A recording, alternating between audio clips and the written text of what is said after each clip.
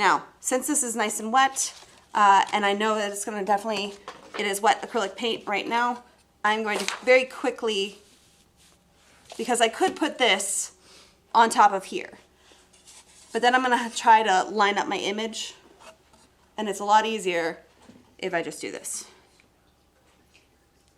Right about there-ish, right? So I can see my image is slightly oversized, and that's when I printed this, I knew I was gonna be working on a 9x12 canvas, right? So you can see just a little extra. So when I printed this image off, I made sure to print my image off at 9.5 by 12.5. Just a little bit extra. The reason why is because if you do exactly the same size as your canvas and you don't line it up perfectly, you are going to see that edge. Now I'm going to do movie magic here, and voila, it's dry. Now comes the fun manner of getting the paper off, because this is adhered on, right? If you want to, all you have to do is just spritz it on the back. And actually what's really cool is as you spritz it, and if you go to the overhead, you'll see it.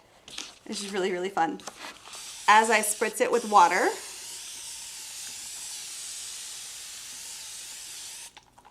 the image starts coming out. Now, it's not gonna be this fuzzy, I promise. I'm just getting the paper wet, and I'm just getting it, it's not soaking wet.